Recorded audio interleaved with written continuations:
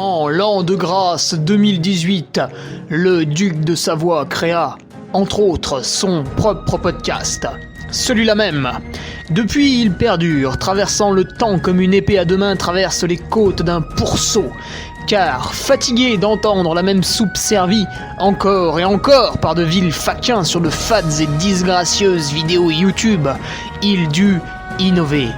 Proposant sa parole, parfois grossière, parfois téméraire quelque peu, incisive mais toujours issue d'un vécu, le duc, sur un format plus ou moins long que lui seul décide, en tant que monarque, traite dans son infinie bonté d'une questionnette qui te taraude. Car il est comme ça, notre duc, humaniste, amoureux du vivant, la main sur le cœur, il veille sur son duché. Puisses-tu, ici, passer un bon moment assis en tailleur au coin du feu ou cavalant sur ton fidèle destrier vers de nouvelles aventures. Pose donc cette hallebarde, débarrasse-toi de ton home et nettoie les taches de sang de ce visiteur qui, troublant ta quiétude, s'est vu embrasser le mur afin de savourer pleinement la divine parole. Paix sur terre, mon ami, et allons-y!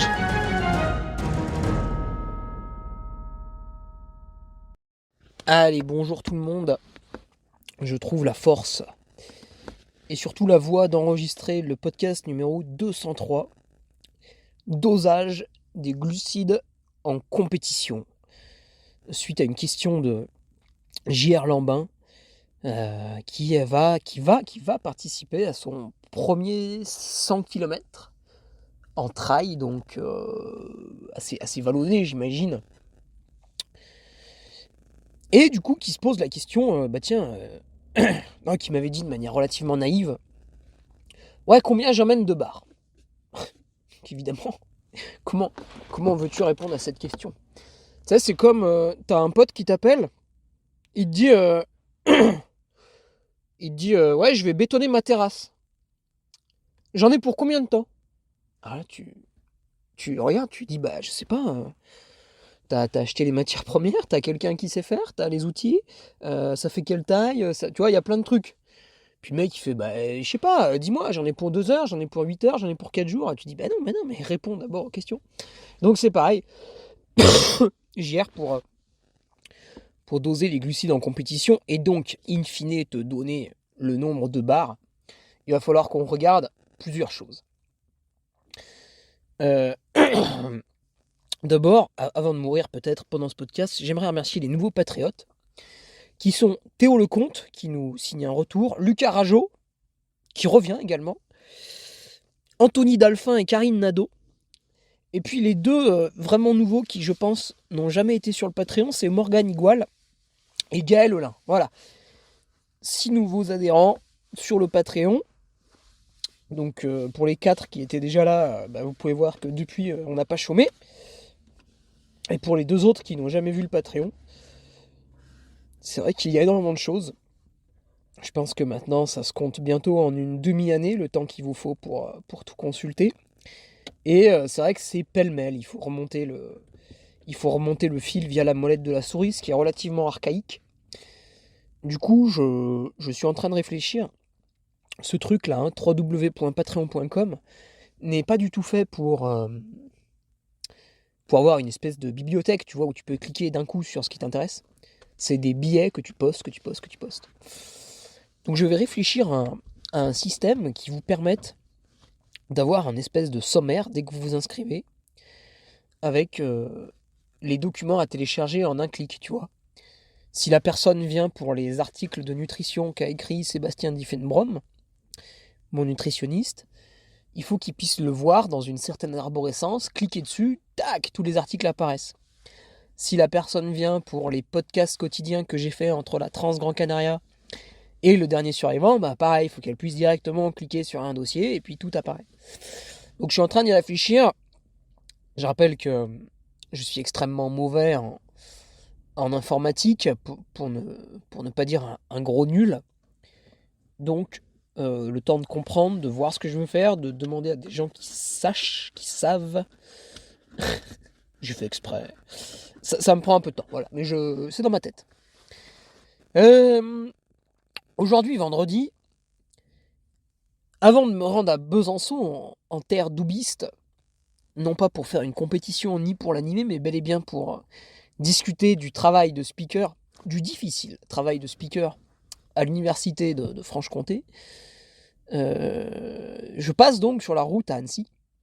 Alors j'en profite pour faire une séance d'ostéo chez Benoît Nave, mon ostéopathe favori, qui est très proche de chez moi. J'en profite pour passer récupérer quelques produits chez Baou, énormément de purée et de Baou Kids. Vous verrez pourquoi lors de mes prochains objectifs. J'en profite pour passer chez Edict pour récupérer mes casquettes, pour faire quelques photos produits avec. Même si j'ai une sale gueule, alors le pénible dira comme d'habitude, même si j'ai une sale tronche à cause de la fatigue, que j'ai été pas mal pris à la gorge là. Et puis, voilà, donc ouais, je récupère mon petit stock de casquettes. Je les aurai pas toutes encore, mais néanmoins, je vais pouvoir contenter tous ceux qui ont commandé. Et je vais pouvoir en remettre quelques-unes à la vente aussi. Il y aura un petit stock. Et puis, n'oubliez pas, sur mon site internet, avec les températures fraîches du moment, les bonnets, que ce soit en laine de mérinos ou en matière synthétique, entre guillemets, normale, les chaussettes, les t-shirts, le patch, les films, tout est là sur la boutique. Profitez-en, parce que maintenant, je me suis dit, j'ai perdu quelques paires de chaussettes en fait au cours du temps. Je sais pas, j'ai dû en envoyer entre 200 et 300. Et j'en ai perdu 4 ou 5 paires, tu vois. Et ça m'a beaucoup peiné déjà parce que la personne a attendu au moins 2 semaines avant de me dire je les ai pas reçus. Puis une fois qu'elle les avait pas reçus, on pouvait rien faire parce que je les envoyais en lettres. Donc maintenant j'utilise uniquement des Colissimo suivis. Ce qui fait qu'à la moindre chose commandée, hormis si c'est un patch, vous prenez 7 € de port dans le pif, parce que le Colissimo c'est 6,55 €, faut l'emballer, etc. Éventuellement l'amener à la poste. Et du coup, je peux m'amuser à remplir les colis avec tout plein de choses. Des goodies parfois, quand c'est quelqu'un qui m'est sympathique, qui commande. Voilà. Et du coup, je fais des colis très très propres, avec de très beaux cartons. Alors, soit vous recevez des espèces de cartons ultra vilains, de trucs que j'avais dans mon garage. Soit vous recevez des cartons que j'ai commandés. Donc j'ai acheté des cartons, c'est la première fois que je fais ça dans ma vie.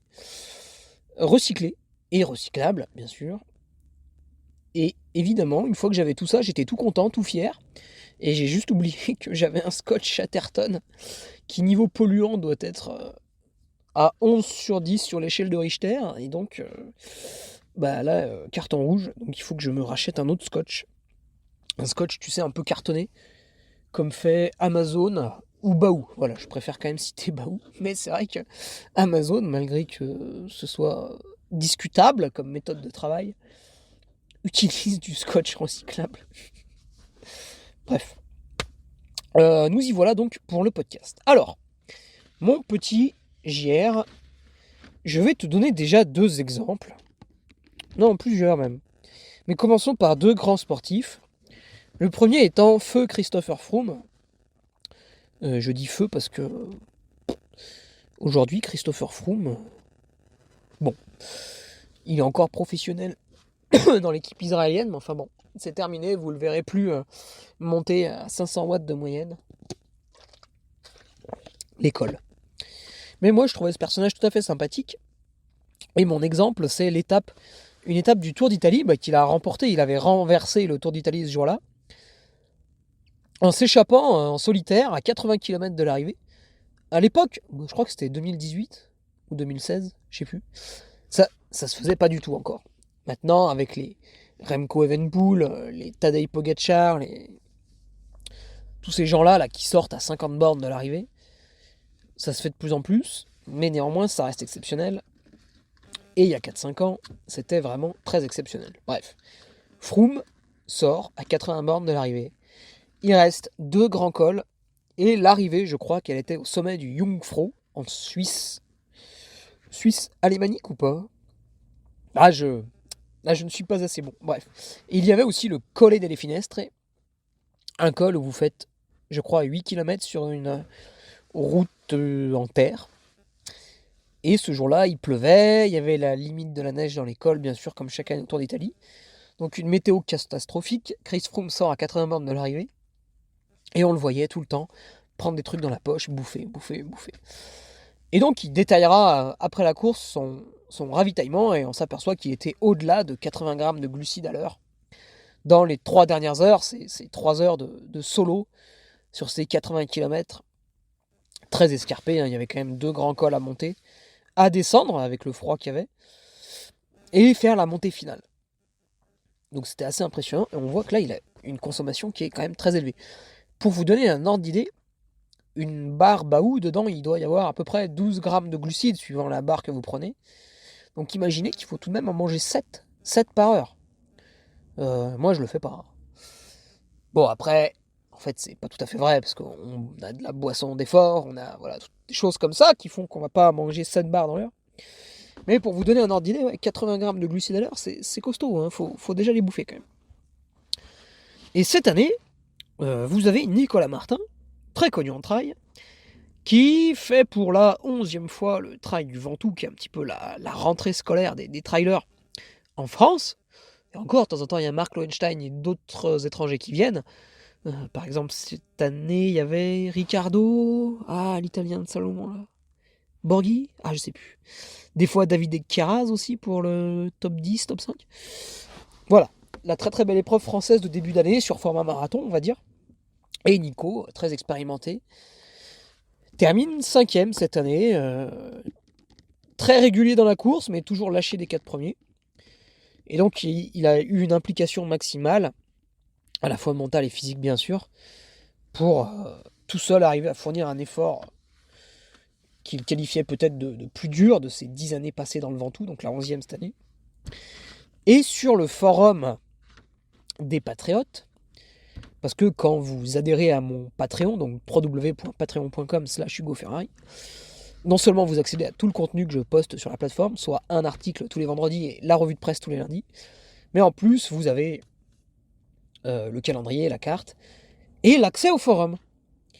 Sur le forum, Nico racontait son travail du Ventoux plus en détail que ce qu'il a fait sur les réseaux sociaux, et détaillait son ravitaillement.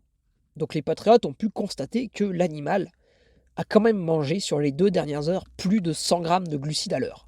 C'est énorme. D'ailleurs, je crois que même lui ne l'avait jamais fait. Il me semble qu'il s'était arrêté à 90 une fois. Et déjà, en fait, rendez-vous compte, 90 grammes de glucides à l'heure, il faut vraiment être capable de les bouffer sans vomir, de les digérer.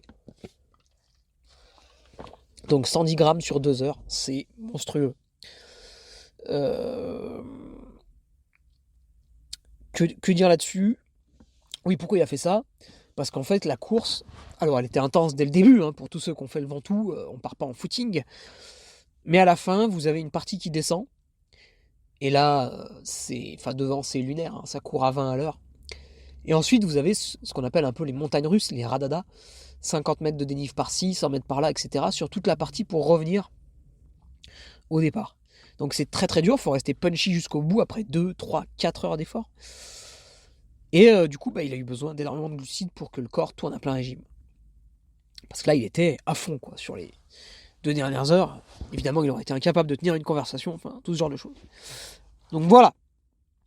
JR, tu vois qu'on peut monter très très haut. Maintenant, est-ce que toi, t'en as besoin ? Est-ce que sur un effort aussi long, parce que toi, tu vas faire 100 km, vu qu'il y a du dénive, tu vas mettre, je pense, entre 15 et 20 heures, même si on se connaît pas très bien. Donc, est-ce que tu vas t'alimenter pareil que les 2 exemples que je te cite, qui eux n'ont fourni entre guillemets que 2 et 3 heures d'effort. Évidemment, leur course durait un peu plus longtemps, encore que, mais ils n'étaient pas dans la même intensité avant. Toi, sur un 100 bornes qui va durer entre 15 et 20 heures, tu vas quand même essayer de garder une intensité constante. Donc, est-ce que c'est la même chose ? Là, je pense que tu peux répondre tout seul à la question par un très grand non. Donc maintenant, on va réfléchir un petit peu. De là, on constate... Alors, je vais te donner 2 exemples, mais sur moi maintenant. Quand j'ai fait mon UTMB en 2021, Sébastien Diffenbrom, qui est mon nutritionniste, m'a fait le plan d'alimentation tout du long. Donc avec des purées Baou, avec des barres Baou, avec une petite crêpe maison que j'ai emmenée sur 3 ravitaillements, mais ça c'était une très mauvaise idée. Et avec de la boisson dans mes flasques, de la maltodextrine bio de manioc. Alors où est-ce qu'on trouve ça au meilleur prix? On trouve ça sur le site internet OneDefi. Même si le prix a augmenté un peu, il reste largement en deçà de ce que peut proposer Athlète, ou pire encore en termes de tarifs, Enduractive d'Alain Roche. Donc pourquoi cette malto? Parce que j'ai du mal à manger beaucoup. Tu vois, une fois que j'ai mangé mes 2 barres dans l'heure, l'UTMB en 24 heures, tu vois, il y a une certaine intensité tout de même pour moi, puisqu'en 24 heures, je réalise 171 km et 10 000 mètres de dénivelé. Et donc, cette certaine intensité me bloque à certains moments pour digérer convenablement. Donc, Seb m'a fait un plan où je mangeais entre 45 et 60 grammes à l'heure. Alors, cette année, on avait mal réparti le truc. L'an prochain, ce qu'on fera, c'est qu'au début de la course, je vais être sur 45 grammes à l'heure. Au milieu, je vais passer sur 60. Et à la fin, je vais soit redescendre sur 50, soit rester sur 60 si les gens me répondent encore. Bon, ça, c'est une stratégie que je détaillerai plus tard. Bref. Du coup, tu vois que par rapport aux 110 grammes de Nicolas Martin sur les 2 dernières heures de son trail du Ventoux, on a divisé par 2 l'apport glucidique. Hein. Rends-toi compte, c'est énorme. Maintenant, toi tu vas me dire, JR, tu vas me dire, bah non mais Hugo, t'es gentil, mais moi je fais pas 24 heures, là, je fais entre 15 et 20. Donc je vais te dire, bah ouais, ok, t'as raison, donc affinons encore un petit peu. Là, je vais prendre le cas, récemment, j'ai fait le dernier survivant. Donc le dernier survivant, j'avais tout programmé pour réussir le truc, et donc tenir les 12 heures. Malheureusement, il a fait soleil, très très chaud. Là où on est très exposé au soleil dans les Pierriers. Donc on a beaucoup souffert de la chaleur. Quasiment personne n'a battu son record personnel. Et puis moi, du coup, je me suis fait avoir au bout de 21 boucles et non pas 24. Donc j'ai tenu 10h30. Là, vous allez me dire, ah bah ouais, mais t'étais pas acclimaté à la chaleur, t'as pas bossé ça, et ci, et ça. En fait, ce qu'il faut bien comprendre, c'est que sur cette course, le dernier survivant, vous battez face au chrono, pas aux adversaires. Il faut faire la boucle toutes les demi-heures. C'est très arbitraire. S'il pleut, qu'il neige et qu'il fait très froid, forcément, vous aurez plus de mal à le faire que s'il fait 10 degrés et un petit soleil. Là, la température est vite montée, donc c'est pareil. Malheureusement, quand il fait chaud, on est moins bien, on fournit un effort physique de moins bonne qualité, donc tenir la barrière horaire était plus dur, parce que la barrière horaire ne s'adapte pas à la météo. Tandis que quelqu'un qui gère bien la chaleur peut, en compétition, battre les autres qui gèrent mal la chaleur. Mais je ne peux pas battre les aiguilles d'une montre qui se fichent complètement de la chaleur. Voilà pour l'explication. Et donc on avait fait un ravitaillement avec Sébastien Diffenbrom. J'ai dû manger 2 ou 3 barres Baou dans l'histoire là. Mais surtout j'ai mangé uniquement des purées. Alors au début j'ai fait une alternance assez intéressante avec des purées, les anciens modèles là qui faisaient 63 grammes. Purée de poire au bout d'une demi-heure, purée de patates douces au bout d'une heure, etc., etc., etc., etc. Et vers la fin de course, quand ça s'est intensifié, parce que si tu veux, à la dernière heure 30, toutes les montées, cardiaquement, j'étais au seuil. En fait, tellement mon corps était fatigué de ce que j'avais fait avant, j'étais obligé, pour tenir les temps de passage, de compenser la fatigue de mon corps en élevant mon rythme cardiaque. Je sais pas si je me fais comprendre. En fait, plus tu fais des tours, plus tes muscles fatiguent, les articulations, etc. Et donc, si tu veux maintenir la même vitesse, tu es obligé de faire monter ton cardio. Ça a marché pendant 1h30. Et puis après, bah, t'exploses au bout d'un moment. Et donc, je me suis fait éliminer. Et du coup, à la fin, au lieu d'alterner avec des compotes de 63 grammes, je suis passé aux nouvelles, entre guillemets, de Baou, qui faisaient 90 grammes. Donc, vu que j'ai augmenté mon intensité à la fin, j'ai augmenté ma consommation. Bref, je suis passé, on va dire, au début de 60 grammes par heure à quasiment 80 à la fin. Du coup, et j'avais de la maltodextrine dans mes boissons parce que je buvais beaucoup, énormément. Donc qu'est-ce que toi tu peux en conclure? C'est que tu vas te situer entre mon UTMB et mon dernier survivant. Donc tu peux légitimement partir sur 60 grammes de glucides à l'heure. Et après, comme moi, pendant mon UTMB, tu peux réfléchir, quand tu vois la quantité que ça représente, est-ce que tu en as vraiment besoin au début, parce que tu seras proche de ton dernier repas? Est-ce que tu en as plus besoin au milieu, plus à la fin, etc. Donc tu peux répartir. Je pense qu'une bonne moyenne va être autour de 60 grammes par heure pour toi. Évidemment, ça se teste un peu à l'entraînement, parce qu'il y a des gens qui sont très sensibles et qui vont pas les digérer, les 60 grammes de glucides par heure. Donc là aussi, mon conseil, pour ne pas aller dans le mur, s'imagine, t'amènes plein de barres et tu te dis, bah c'est bon, ça fait 60 grammes par heure. Tu les bouffes, puis au bout d'un moment, ça passe plus, tu fais, ah bah merde, qu'est-ce que je fais? Donc moi, je te conseille d'amener une boisson d'effort, des purées compotes. Alors, bon, il n'y a pas que Baou. Moi, je cite Baou parce que c'est mon sponsor. Donc, puis bon, c'est quand même d'une qualité nutritionnelle relativement imbattable. On attend encore les commentaires de Nicolas Aubino, qui est un nutritionniste qui ne sait pas qu'il y a du magnésium dans le cacao. C'est quand même, je pense, une des premières choses qu'on apprend quand on passe son diplôme. Bon. Donc nutritionnellement c'est le top du top, et en plus bah voilà, grâce à mes résultats je peux être sponsorisé, donc je fais d'une pierre deux coups.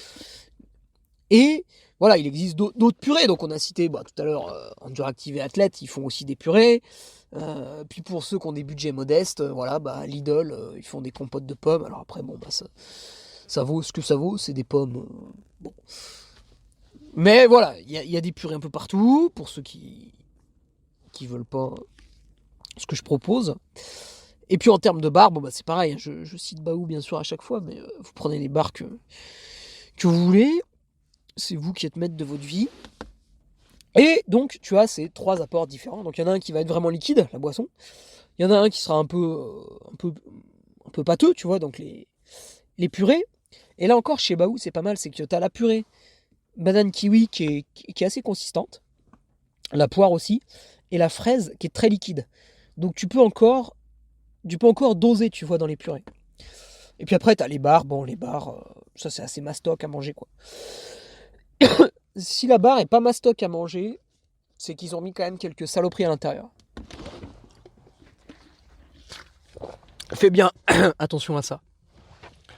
C'est comme quand tu bois une boisson protéinée. Si c'est bon, c'est que tu t'es fait pigeonner. Parce que le goût de la protéine pure est dégueulasse. Ne l'oublie jamais. Alors, après... Donc toi, tu vas partir pour une grosse quinzaine d'heures. Donc ouais, 60 grammes par heure. Je pense pas que ce soit la peine de faire plus, parce que tu vois, moi, au dernier survivant, je suis quand même rentré dans un combat mental relativement élevé, avec... je me suis surpris, franchement je me suis surpris, parce que la chaleur était vraiment très écrasante, donc je donnais pas cher de notre peau, puisqu'à la mi-course j'avais déjà quasiment plus de camarades pour jouer, et j'avais chaud, j'avais chaud. Et vraiment je me suis fait très très mal mentalement, donc ça je l'ai raconté dans mes podcasts sur le... j'ai même fait une timeline avec tour par tour sur Patreon, donc encore une fois je vous encourage à vous abonner au Patreon, j'y passe quand même du temps, la semaine pour faire tout ça. Ouais, donc, sans vouloir te faire offense, je pense que tu vas pas te mettre dans un état aussi misérable que je me suis mis au dernier survivant sur ton samba. Tu vas être plus dans une gestion jusqu'au bout, parce que t'as un niveau suffisant pour passer les barrières horaires, donc t'as pas de stress là-dessus. Et tu vas pas non plus jouer la victoire, donc t'as pas de stress là-dessus. Toi, tu vas essayer de nous faire une belle moyenne. Donc ne jamais trop s'exciter. Donc ouais, 60 grammes, je pense que c'est vraiment un maximum. Essaye à l'entraînement, tu vois, déjà sur une sortie de 3 heures, ce que ça fait. Si c'est un peu trop, évidemment, on s'entraîne à manger. Tu peux y arriver au bout de plusieurs entraînements. Mais sinon, n'hésite pas à diminuer, à passer à 50 grammes par heure. Ou à passer full purée, full boisson. C'est dur aussi, full boisson. Mais voilà, à diminuer les trucs solides. Ou à réfléchir sur d'autres boissons. Tu vois, moi par exemple, à l'UTMB, pour reprendre mon exemple, les petites crêpes maison que j'avais fait, alors sur le papier, farine de patate douce, avocat écrasé, viande de grison. Nutritionnellement, le top du top, mais j'arrivais pas à les avaler. Donc au bout d'un moment, il y a la théorie qui se confronte à la pratique. Choc frontal entre les deux. Qu'est-ce qu'on fait? On insiste? Non, on réfléchit. Donc au lieu de remanger ça l'an prochain en me disant ça va passer, je me fais une petite soupe maison Mais la patate douce sera dans la soupe, broyée, mixée. Et il y aura d'autres choses pour apporter finalement l'équivalent de ma crêpe solide que j'avais faite. Et quand j'arrive au ravito, j'enfile le shaker en 30 secondes avec la soupe dedans. Et c'est réglé. Donc voilà. Si ce dosage te paraît trop, dans un premier temps, tu peux bien sûr le diminuer. Dans un deuxième temps, réfléchir à l'apport. Est-ce que je le passe plus en liquide ou plus en solide? T'as aussi l'inverse, il y a des gens, ils aiment bien bouffer, tu vois. Je vais peut-être pas citer mon ami Guillaume. Ah bah merde, je l'ai fait. Mais lui, il aime bien bouffer, tu vois. Lui, il a besoin d'avoir une bonne grosse barre entre les mains. Donc par exemple, lui, il consomme pas des baous. Pas parce que il trouve ça trop cher ou pas à son goût, ou ce que certaines personnes disent parfois et qu'on peut comprendre, tous différents. Non, parce que lui, en fait, il veut un gros machin dans la main, tu vois. Il veut une barre qui fait 80 grammes. Si elle fait pas 80 grammes, il est pas rassuré, il est en panique, tu vois, il a besoin de la mâchouiller longtemps, et quand il fait ça, ça marche. Donc si tu veux, on va pas le forcer à... C'est quelqu'un qui a bel appétit, Donc, on a aussi le cas inverse. C'est vrai que souvent, les gens n'arrivent pas assez à manger. C'est souvent le facteur limitant sur une distance. Mais on a aussi ceux qui aiment bien bouffer. Donc, chacun doit voir. Parce que une fois qu'on a déterminé le bon grammage de glucides, il y a la manière de les avaler, tu vois.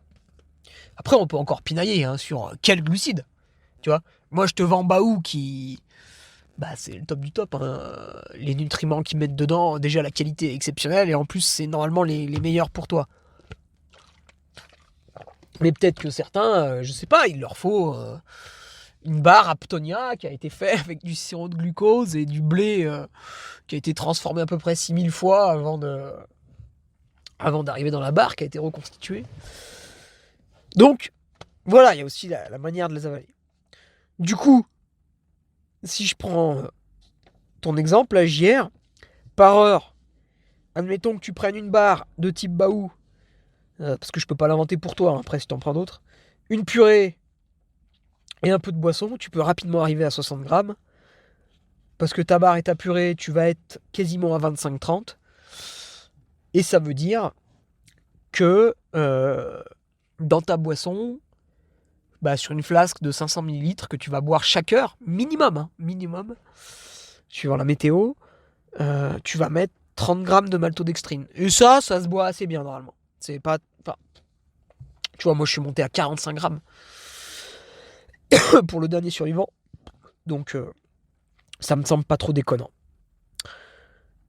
Voilà, Gia, je pense que tu vois, je t'ai donné aucune réponse, mais plein de choix différents. Et du coup maintenant, c'est toi qui vas devoir choisir en ton âme et conscience. Et n'hésite pas, je crois que tu ne t'en sers pas beaucoup, mais n'hésite pas à publier ta stratégie sur le forum. Non seulement je passe 2-3 fois par semaine pour regarder les nouveaux sujets et répondre un petit peu, mais il y a des membres qui sont très très actifs sur le forum Patreon.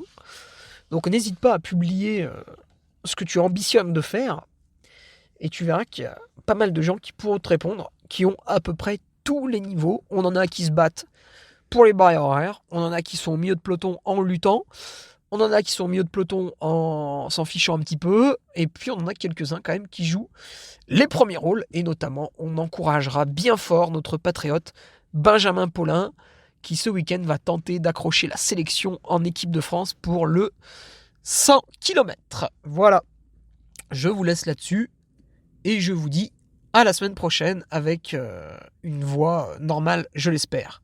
Salut. Tu viens d'écouter le podcast du Duc de Savoie. Si tu souhaites approfondir avec de pertinents articles d'éminents spécialistes, rejoins le Patreon. Tu feras ainsi partie, en tant que fidèle patriote, de la très prestigieuse Duke Army. Si l'humour est ton leitmotiv et que tu n'as peur de rien, viens sur l'Instagram. Si tu veux espionner le Duc, car tu es vil et sournois, son Strava est également à ta disposition. Enfin, si tu es vieux, presque sénile et ou débute dans les réseaux sociaux, contente-toi de suivre sa divine page Facebook, les liens sont dans la description. Que Dieu te garde et à la semaine prochaine.